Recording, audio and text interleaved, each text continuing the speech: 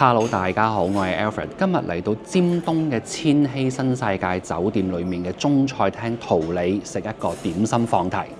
我哋今日早咗到，門都未開，又係第一台行入去。來不久都有觀眾問點解我可以影到間餐廳咁吉，係唔係清咗場？其實早啲去就得㗎啦。放題面價兩位780加一再加茶錢，但餐廳長期做75折，落樓其實就係722個半兩位。攞呢個優惠好簡單，只需要用手機預先 download 咗酒店個 app， 入翻啲個人資料，開個會員，食飯嘅時候出示翻個 app 就得。放題餐牌有27款食物，唔係所有大路點心都有齊。餐廳每3個月轉一次餐牌，大家 book 位之前可以睇咗啲嘢啱唔啱食先。桃李呢個放題已經做咗10年，嚟得呢度飲茶多數都係食放題，而且都係熟客為主。儘管可能有人會覺得貴或者食物款式唔夠多，但都做咗10年啦，相信呢個模式係可行嘅。有睇開我嘅觀眾就知我係好重視心血管健康嘅，咁你又唔好以為三高嗰啲淨係關肥佬事喎，要減低三高風險就要維特健靈麥通37幫下手啦。佢有複方3效配方 Cardio Max， 有雲南文山37、丹參、山楂，三高心血管科醫生推薦，可以清走血管垃圾，促進血液循環同增強血管彈性。好多人以為隻37產品都有用，其實單食高純度37產品或者係自己磨37粉都好容易上火。唔係好適合我呢啲好怕熱氣嘅人，最好就係食複方3效配方嘅麥通37，丹參中和咗37嘅熱性，夠晒溫和。嚟緊母親節，好多人都會 book 台同阿媽拆餐勁噶啦，食完飯再送下麥通37俾佢做禮物就 fit 晒啦。最緊要健康啊嘛！5月9號至22號去萬寧一次過買2盒，平均一盒只需要269個半，記得認住個橙色盒啦。一開始我哋就嗌咗4款頭盤，咁我話趁熱食咗個叉燒先。叉燒睇樣都半肥瘦，好似都幾靚仔嘅。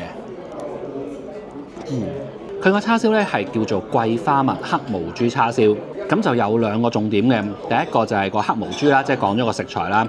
第二個就係講咗佢係用桂花蜜，因為唔係每一間餐廳做叉燒都係會用桂花蜜嘅，有啲餐廳係傾向好中意用麥芽糖。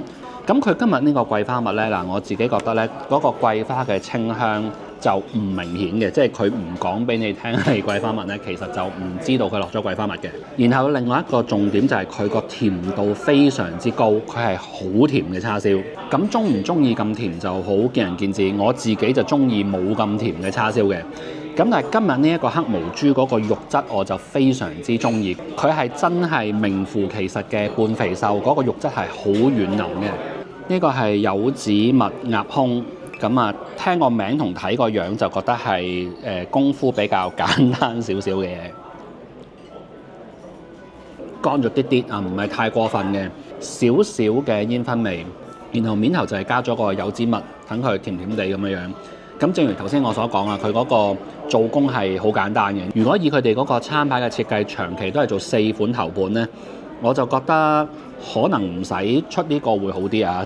不過可能調翻轉喺行政管理角度呢，出一個咁樣嘅煙鴨胸呢，可能係平衡翻嗰個廚房嗰個功夫都未定。咁所以喺管理角度睇，可能佢係必須要有嘅都唔奇啊。麻香雲耳，我好中意食雲耳嘅。呢個麻香雲耳啱我食。第一就係大部分中菜做一個涼拌嘅雲耳都會落醋。咁好多朋友都知，其實我係唔係好中意食醋噶嘛，咁所以佢做麻香雲耳就啱我口味。第二呢，佢除咗本身撈咗個味之外呢，佢上菜之前呢，喺面頭係滲咗少少芝麻，同埋最重要嘅就係滲咗少少芫茜，我就覺得佢仲好食啊！南乳炸雞球，好啦，炸嘢最啱我呢啲小朋友啦。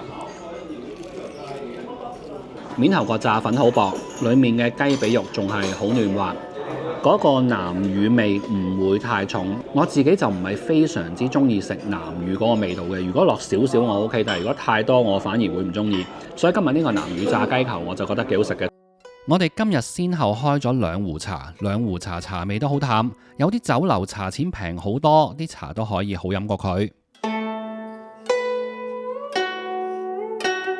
食完頭盤，我哋正式開始食點心。咁一開始梗係要食一個最指標性嘅蝦餃先啦。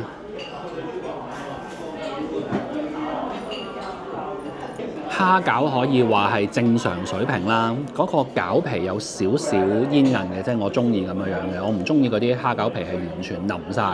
咁然後佢嗰個蝦咧汁水唔算非常之豐富，我比較中意即係啲蝦餃裡面有少少汁水，即係可能嗰個肥豬肉嗰個比例會多翻啲啲，令到成個蝦餃咬落去比較爆汁咁樣樣。咁佢就冇呢個效果。咁但係佢啲蝦肉都係好多，同埋係好爽，同埋啲蝦肉都係大粒嘅。然後最重要嘅一點就係佢今日嗰個蝦餃裡面係會有少少筍嘅燒賣。咁佢呢個燒賣同個蝦餃都有啲似嘅，就係嗰個汁水唔算好豐富。咁我咬到佢嗰個豬肉嘅時候呢，我仲覺得佢個豬肉有啲瘦添。咁所以可能係呢一度故意咁做嘅，即係可能佢唔想啲客覺得佢啲點心太肥。咁所以喺做蝦餃燒賣嘅時候呢，佢嗰個落肥肉或者落白肉嗰個比例係刻意減少咗都未定嘅。佢呢個燒賣我覺得食落去係幾健康嘅感覺。咁所以啱啱阿 Kit 就講咗啦，佢話佢中意呢一度嘅蝦餃燒賣，因為佢覺得冇嗰啲好明顯嘅一粒粒嘅肥豬肉啦，亦都唔會食落去覺得成口油咁樣樣嘅感覺。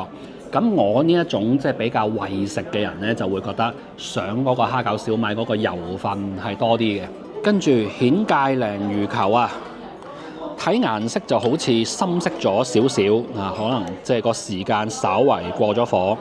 應該就不至於會影響味道，咁但係嗰個外觀就唔係好金黃嗰種，咁但係咧佢嗰個表面就好乾身，即係唔會話索咗好多油嗰種啊。佢呢個顯界醬就屬於中間啊，即係唔係好濃味又唔係好淡口嗰隻。鯪魚肉本身好新鮮，食到嗰個鮮味，然後佢嗰個陳皮好香。跟住佢撈咗少少葱落去，咁嗰個葱花都係好香，都係好新鮮。但係佢嗰個鯪魚球打得嗰個鯪魚膠就非常之唔夠彈牙，成嚿鯪魚球係比較腍一啲嘅。咁我就覺得佢今日嗰個口感我就唔係太中意啦，但味道就好好嘅。咁如果溝運嚟講都係可以點嘅呢一個黑松露牛肉燒賣，咁佢都有跟一個結汁嘅。嗱，睇翻佢呢一個燒賣嗰個皮係非常之薄，薄到係透晒明㗎啦。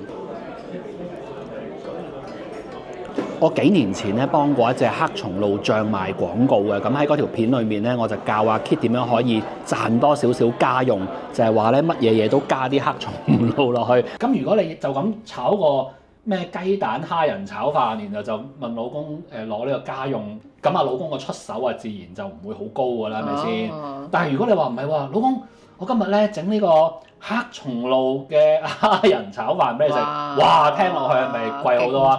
老公即刻加碼俾多好多，俾好多倍啊！係啦，哇！我學到嘢咯喎！係咪袋錢落你袋咧？今次嗱，所以咧喺我俾家用之前咧，麻煩你俾翻啲學費我先。哇！係咪人嚟㗎？跟住試下呢度啲炸嘢，一個係鮮蝦腐皮卷，一個係鮮蝦春卷，兩碟都做得唔錯，皮薄餡多，卷皮好乾爽。蝦頭油海皇餃個名好勁，實際上就食唔到蝦頭油嘅香味，餃皮亦都比較厚，但裡面啲餡料就做得幾好。豉汁蒸釀茄子，全餐飯味道做得最好嘅一道菜。矮瓜走過油，零舍香噴噴，蝦餃超級新鮮彈牙，豉汁鹹度拿捏準確。我都唔想每一次食灌湯餃都要特別去提呢一碗唔係真正嘅灌湯餃，又或者至少唔係傳統嘅灌湯餃，因為而家絕大部分嘅酒樓都係呢個做法㗎啦，大勢所趨，次次講都煩，但唔講又一定有留言話我唔識嘢，咁就唯有次次講啦。今日隻灌湯餃水平普通，主要係裡面有啲啫喱味溶晒，影響咗口感。例湯係豬肺湯，味道好濃好清甜，但可能菜乾放得唔多，香氣就淡薄啲。但呢個湯都屬於好足料嗰隻，嚟到就唔好錯過啦。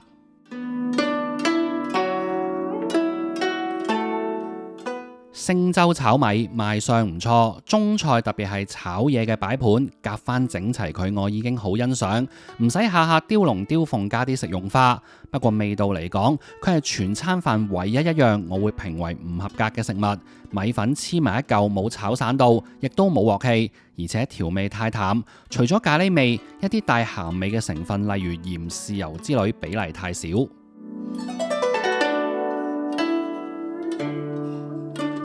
陳皮紅豆沙口感未夠起沙，亦都冇乜陳皮香，只能夠話係勉強合格。芒果布甸一入口就有陣香精味，甜品好多時候都係全餐飯食客最後擺入口嘅一樣嘢。水準嘅高低會令食客對間餐廳嘅印象分有好大影響。主角點心嘅水平唔錯，但俾甜品拉低咗個分就唔抵啦。啱啱俾咗錢，兩個人呢，計埋係722個半。如果有啲朋友本身平時去飲茶係食2-3籠點心就飽嘅，咁梗係唔好食放題啦。咁喺香港食點心真係豐儉由人嘅嚇，即係最平嗰啲街邊點心鋪咧10幾蚊籠都有嘅。咁如果去到一啲比較貴嘅中菜廳咧，大概係100蚊一籠左右嘅。所以最緊要就係了解翻呢間酒店嗰個定位同埋水平啦。咁今日桃李除咗有做點心放題，其實平時亦都可以揀單點嘅。咁一籠點心咧，嗱睇翻啦，蝦餃係94蚊一籠4件嘅。咁啊，燒賣都係94蚊4件，大家可以計一計自己可以食到幾多籠啦。咁但係出去食飯就唔可以淨係計食物質素嘅，咁樣都要計埋環境服務。咁今日呢一餐呢，嗰個環境服務就非常好嘅。咁以我所知，其實呢度都係做熟客多嘅。咁佢哋嗰個餐牌其實大概每3個月就會換一換款嘅。咁所以如果係熟客經常嚟食嘅話呢，咁嗰個點心嘅款式都唔會話好重複好悶咁樣樣。